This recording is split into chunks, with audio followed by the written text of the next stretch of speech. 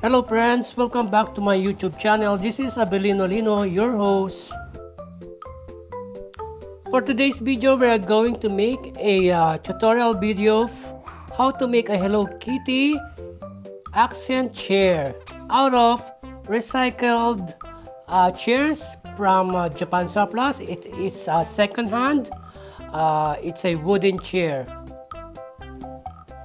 These old wooden chairs I got from a thrift store or Japan Surplus in the Philippines. Now let's start to unscrew the screw at the back of the chairs. So let's begin. First, I'm going to remove the seat.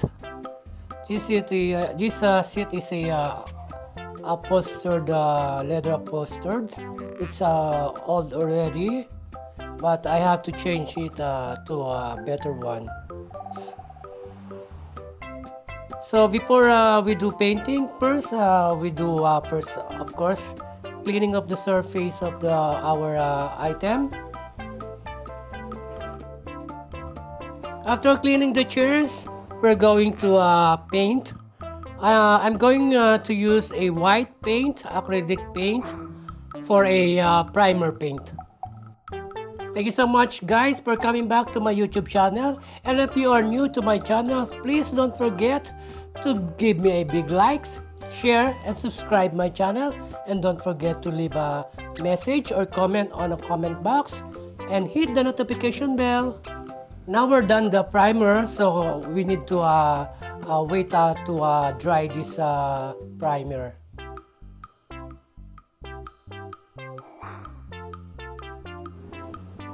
And now I'm going to mix a white and red to make a color pink. So we need to combine this color white paint and the red one to become a pink color. To make pink color paint, you have to combine. The ratio is 2:1, and you have to blend it well, mix well, so that you will attain the color pink. So it's too light for you. If very light, you have to add a little bit red color. Mega love shout out to our channel members, to our viewers, silent viewers, organic viewers, returning viewers. Thank you so much guys. So if you have a old furnitures in your house, why not to re-upgrade it and make to become a brand new one. Now done our painting, so let it dry for about an hour. For the seat cover or upholster, I use a curtain. This is not too much old curtain, so I use it to cover our seat chairs. Now I'm estimating how much I need cloth for our seat cover, and I will cut it according to the size of the seat cover.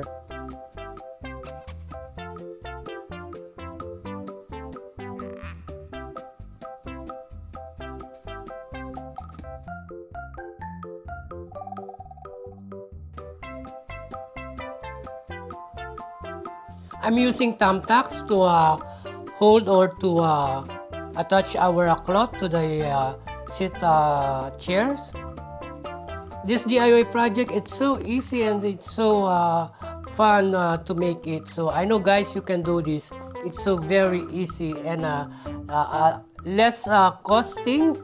So why not make this all the chairs become an accent, beautiful Hello Kitty accent chair. So follow and just watch the process, how I am to cover these seat chairs. It's so easy. For this project, I just use the thumbtacks. I don't have a taper, so that's why I use thumbtacks. Why not use thumbtacks if you don't have a taper? Shout out to all Hello Kitty lovers.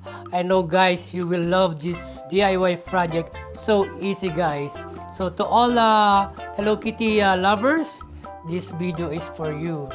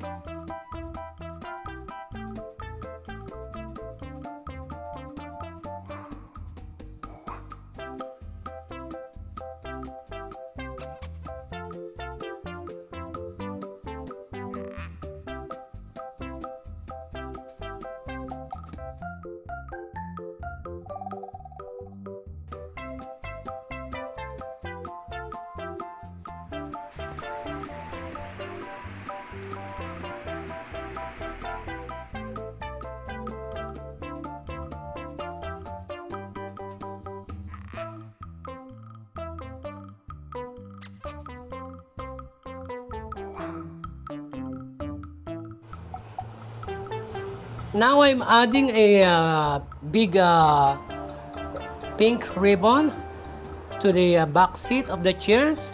So it's very simple procedure. So just make a ribbon, just a normal ribbon, just tie it and make a ribbon, a single bow ribbon, so to give more accent to our Hello Kitty chair.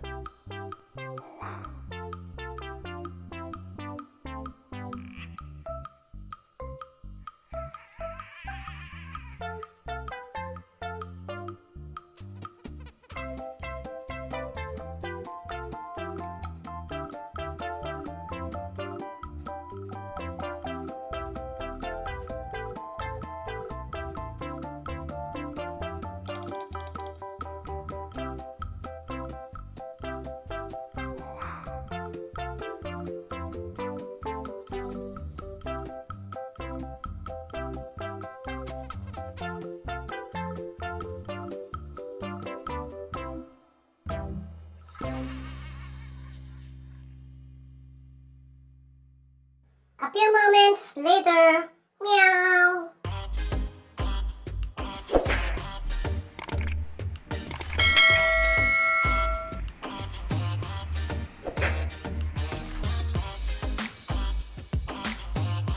So here now our accent Hello Kitty chairs.